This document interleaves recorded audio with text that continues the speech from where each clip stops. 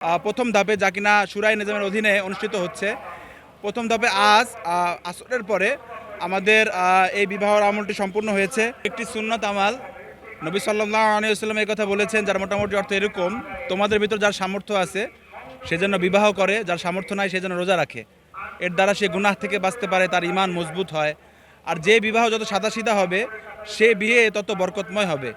তো আলহামদুলিল্লাহ, আমাদের দাওয়াত তাবলীগের এই মেহনতের ভিতরে এই জিনিসটাই শেখানো হয়, যাতে আরও সাদাসিধা জিন্দিগি যাপনের উপর আমি নিজেও উঠতে পারি, আমাদের সমস্ত কাজগুলা কর্মকাণ্ডগুলো হয়।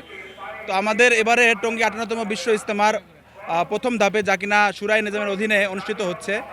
প্রথম ধাপে আজ আসরের পরে আমাদের এই বিবাহের আমলটি সম্পূর্ণ হয়েছে। এ পর্যন্ত আমাদের 63টি বিবাহ সম্পূর্ণ হয়।